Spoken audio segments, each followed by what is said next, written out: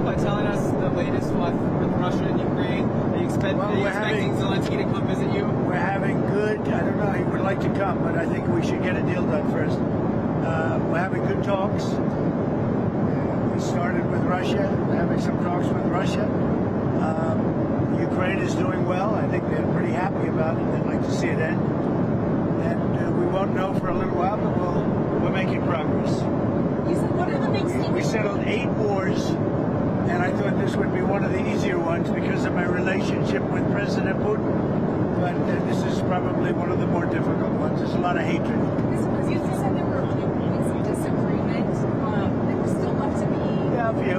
Can you tell us what those are? Well, it's just standard things when people are starting to realize it's a good deal for both parties and they got to stop the war. They're losing a lot of people, a lot of soldiers, mostly soldiers. In that 28-point plan that was originally leaked, there were some portions of that that said that Ukraine. Well, that was an original proposal, and then from there we went back and forth. So when it comes to ceding land to Russia, is that still on the table or has that changed? Well, they're talking about going land both ways and trying to clean up a border. You know, you can't go through the middle of a house, you can't go through the middle of a highway. So they're trying to work something. It's a complicated process. Doesn't go that quickly. Do you think about security guarantees and Ukraine? Well, we're working that out with Europe. Europe will be largely involved in that. We're working that out with Europe. Europe really wants to see it end if possible.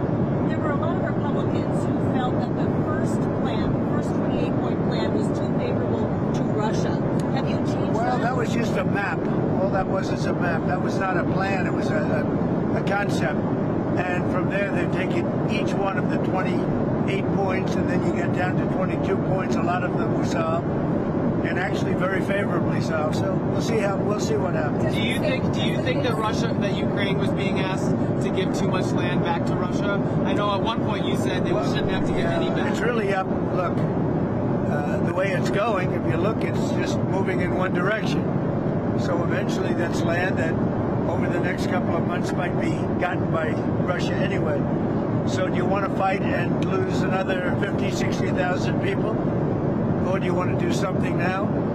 In some cases, the land is going in the other direction. So they're negotiating. They're trying to get it done. You want to have a border. You can't have a border that goes through a highway or a border that goes through the middle of a town. So that doesn't work. So it's a long, complicated process. And very sad because so many people are being killed. What's the next step? They're going to keep talking. They're talking to Russia now. Steve Witkoff is going over, maybe with Jared. I'm not sure about Jared going, but he's involved in the process. Smart guy, and they're going to be meeting with President Putin, I believe, next week in Moscow. Next week in Moscow? I think so, yes. What kinds of concessions are the Russians going to have to make? Well, they're making concessions. Their big concession is they stop fighting and they don't take any more land. Again, it's a war that would have never happened if I was president. This was not anything that was going to happen. This happened because of stupidity.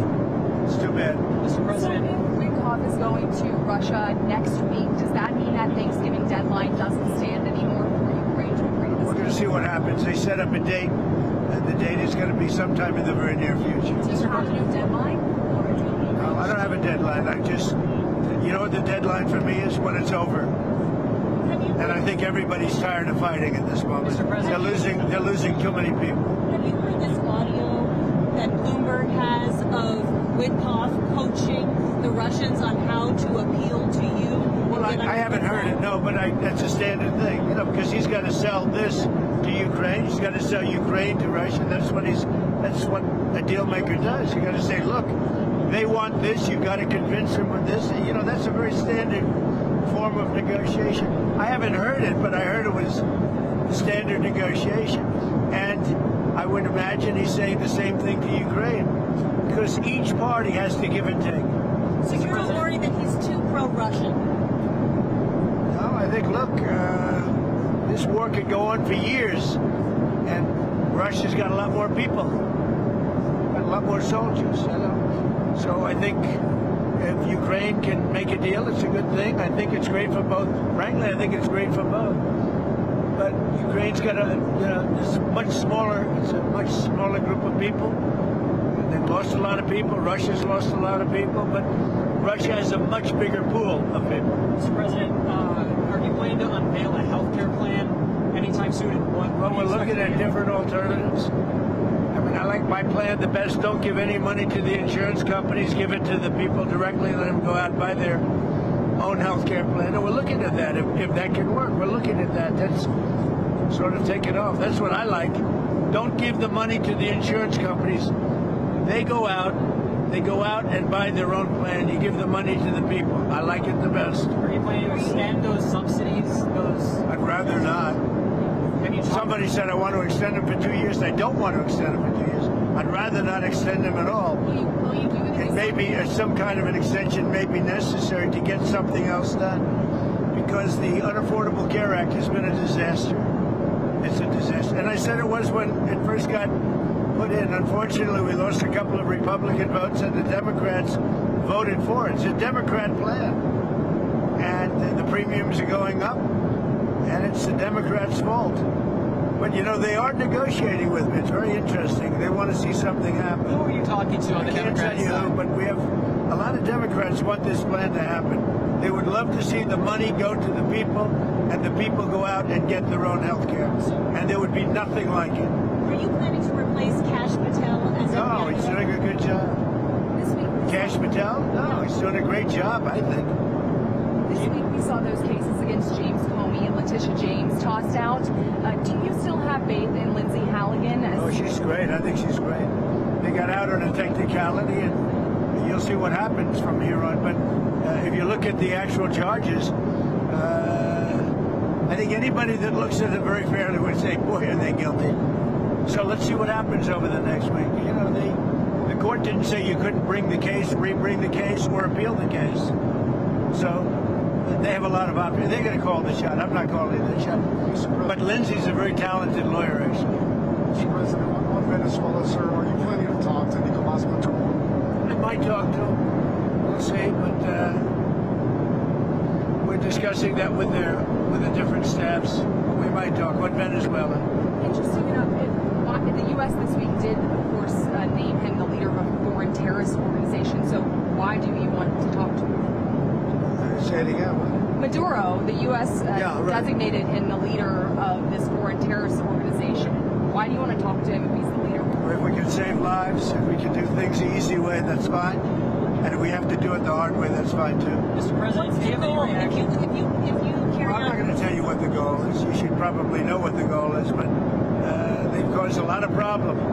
And they've sent millions of people into our country. They were probably the biggest abuser with Tren de Aragua and all the others that they sent in, the drug dealers and drug lords, the people that they sent in, the jailbirds. They opened their jails and prisons and dumped them into the United States. And we're not happy about it. Do you want to, do you have any reaction, Do you have any reaction to Mayor Bowser announcing she's not running for re-election in D.C.? Well, I got along with her very well. I liked her. We worked together.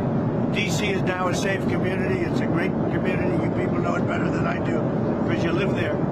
But D.C. is now safe. The restaurants are booming. The place is booming. We have no crime. And we did that all in a period of 3 or 4 weeks and then made it better and better and better. And now we're setting new records. I mean, literally, it's as safe as there is anywhere in the country now. And if you go back a year, it was a very unsafe place. Before I got here, D.C. was a very unsafe, and it's our capital. We have to make it safe. We're doing really well in Memphis, Tennessee, and we're doing well in other places. The one that is really troubling is what's happening in Chicago. The crime, it's a potentially great city again, but the governor's totally lost control. That's where you had the young lady burned. It's where you had a lot of killings over the last very short period of time. Killings. The governor has totally lost control of the state, and the mayor is grossly incompetent. How was your call with the Japanese Prime Minister? Great, it was great. I had a great talk. I have a very good relationship with her. I also had a very good talk with President Xi of China, and I think that part of the world is doing fine. Can you tell us about the content of your talks? Mostly trade. I spoke to President Xi about a lot of things, but trade and buying our farm products, and he said he agreed with me. He's going to I think he's going to very much surprise you on the upside. I think he's going to. I asked him, I'd like you to buy it a little faster. I'd like you to buy more, and he's more or less agreed to do that. I think we will be pleasantly surprised by the actions of President Xi. I have a good relationship, great relationship with him. I like him, he likes me. I'm going to be going there in April. I guess you'll all be going with me, but I'm going to be going to China in April. With Japan, likewise, I just came back from Japan, and we have a great relationship. The new Prime Minister and myself, she's very smart, she's very strong, and she's going to be a great leader. Thank you very much, everybody. Thank you, Mr. President.